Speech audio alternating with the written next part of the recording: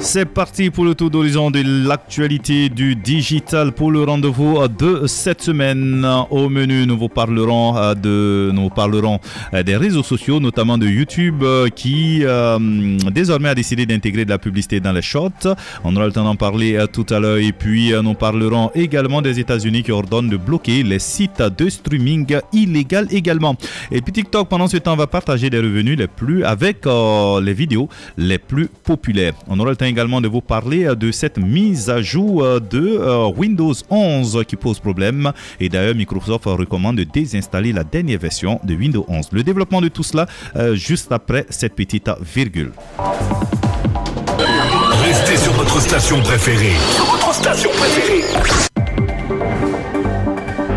Comme on le disait tantôt, le succès de TikTok a poussé les autres acteurs du secteur à s'adapter et proposer également des formats de vidéos courtes et verticales. Google avait ainsi introduit dès 2020 ses YouTube Shorts. On ne va pas se le cacher, la plupart des vidéos qui atterrissent sur la plateforme de Google sont des copies des vidéos publiées sur TikTok. Il n'en reste pas moins que les chiffres donnent le tournis. Chaque jour, près de 30 milliards de shorts sont visionnés. Il n'en fallait pas plus pour décider le géant du web à tester de nouveaux formats publicitaires sur sa plateforme.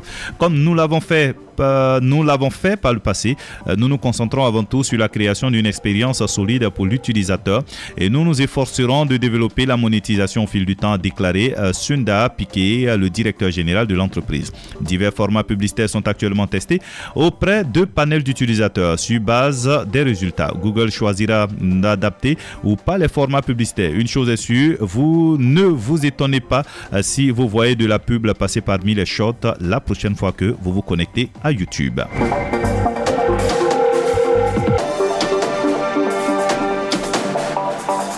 Et puis des injonctions émises en réponse à des procès contre 3 services de streaming pirates obligent des États-Unis à empêcher leurs abonnés à y accéder. Les États-Unis ordonnent donc de bloquer les sites de streaming illégal. Plus de 10 ans après que les législateurs américains ont fait échouer la législation controversée SOPA, un tribunal américain a démontré que la possibilité de bloquer les sites était disponible depuis le début.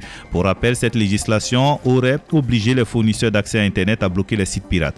Ainsi, un juge fédéral a ordonné à tous les fournisseurs d'accès à Internet des États-Unis de bloquer 3 services de streaming pirates que les accusés utilisaient. Eddie, cofondateur de Screammill, est une plateforme international de diffusion de programmes télévisés destinés aux Israéliens vivant à l'étranger. Plusieurs sociétés liées à Ederi viennent de remporter 3 procès distincts en matière de droits d'auteur aux États-Unis. L'ordonnance du tribunal de district américain du district de sud de New York apparaissent dans 3 décisions essentiellement identiques. Ces jugements et injonctions pourraient présenter l'une des victoires les plus importantes du siècle en matière de lutte contre le piratage.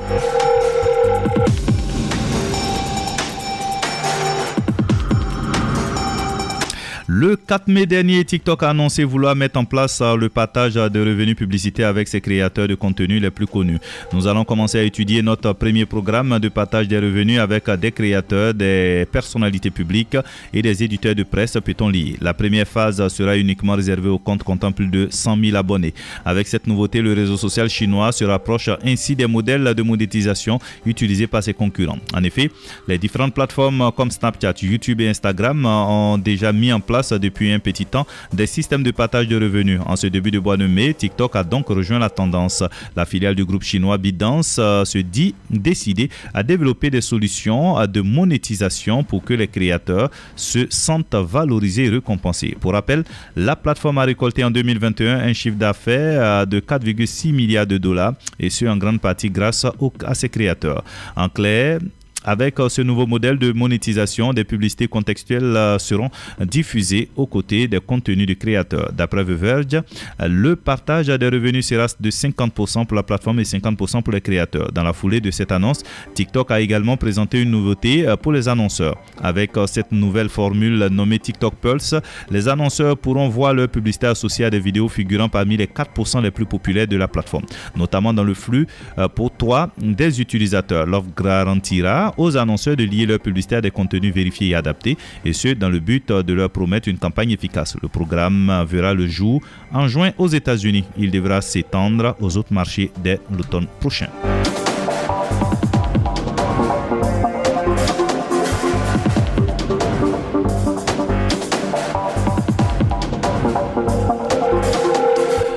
Du fichier non supprimé à l'impossibilité totale d'installer le système d'exploitation Windows 11 est régulièrement affecté par des bugs. La plupart du temps, ces anomalies apparaissent juste après une mise à jour. C'est ainsi que Microsoft déconseille à ses utilisateurs de se séparer de la dernière version de Windows 11. Lors de la mise à jour, certains utilisateurs ont rencontré des problèmes lors de l'installation ainsi qu'en mode sans échec. En réaction, Microsoft a rapidement déployé un patch pour corriger le problème. Malheureusement, il semble qu'un autre bug se soit glissé dans la mise à jour. De nombreux rapports signalent que des applications se bloquent soudainement et ce sans raison apparente. En clair, la mise à jour semble avoir cassé le cadre .NET utilisé par de nombreuses applications sous Windows 11. Il comprend une collection de codes que les développeurs peuvent utiliser lors de la création de leur application. Alors qu'il est nécessaire au fonctionnement de certaines applications, celui-ci a été rompu lors du passage à la nouvelle version. Ce problème d'intégration du framework serait donc à l'origine du crash inattendu de certaines applications. En Afghanistan, le gouvernement des talibans a ordonné l'interdiction de la plateforme TikTok et du jeu vidéo Player Knows Battleground. Cette décision a été prise le jeudi 21 avril. Les jeunes Afghans seront désormais privés de leur compte TikTok et interdits de s'adonner aux jeux vidéo. La raison, ces plateformes égalent la jeunesse. Le gouvernement a pris cette décision le jeudi. Ces deux applications mobiles très populaires auprès des jeunes Afghans les éloignent des bonnes mœurs. Ils n'ont plus d'autres moyens de se divertir depuis le retour au pouvoir en août des islamistes. Ceux-ci ont depuis interdit la musique et les séries télévisées étrangères ou incluant des femmes. La jeune génération Sega, avec ses applications, a justifié un communiqué du gouvernement, ajoutant que le ministère des Télécommunications avait reçu l'ordre de mettre en application l'interdiction. Le gouvernement a aussi demandé au ministère de s'assurer que les chaînes de télévision arrêtent de diffuser des contenus immoraux, même si celles-ci se limitent désormais essentiellement aux informations et à des émissions religieuses. Les femmes afghanes sont interdites de bien de choses par le gouvernement taliban depuis leur prise de pouvoir. Ils ont maintenu fermées pour les filles, les écoles secondaires. Ils ont exclu les Afghanes de nombreux emplois publics, ont contrôlé leur façon de s'habiller et leur ont interdit de voyager à l'étranger ou sur une longue distance dans le pays sans être accompagnés d'un membre masculin de leur famille.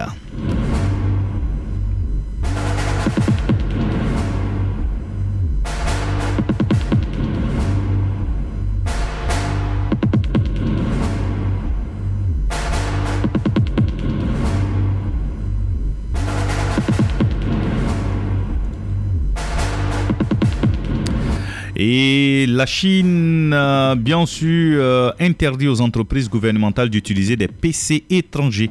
La Chine a demandé à ses agences gouvernementales centrales et aux sociétés soutenues par l'État de remplacer tous les matériels informatiques et systèmes d'exploitation étrangers dans un délai de 2 ans. L'ordre sera étendu ultérieurement aux gouvernements provinciaux qui devront également se conformer à ce délai de 2 ans. L'objectif, favoriser le matériel et les logiciels locaux. Concrètement, selon Bloomberg, la Chine va remplacer au moins 50 millions de PC au niveau du gouvernement central. Le but est de promouvoir des alternatives nationales à la place, a rapporté Bloomberg. Pour me remettre cette décision dans son contexte, la Chine mène actuellement une campagne visant à remplacer les technologies importées par des solutions locales, et ce en raison des préoccupations croissantes en matière de protection de la vie privée. Il s'agit d'un effort considérable pour réduire sa dépendance vis-à-vis de ses rivaux géopolitiques tels que les États-Unis pour tout ce qui concerne les semi-conducteurs, les serveurs et les téléphones, remarque Bloomberg.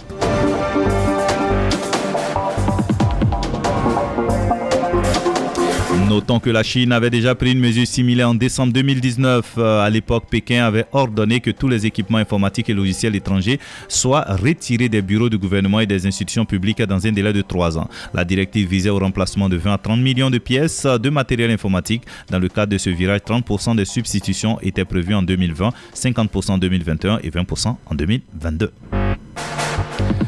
Voilà, mes auditeurs, pour le tour d'horizon de l'actualité du digital. Prochain rendez-vous la semaine prochaine.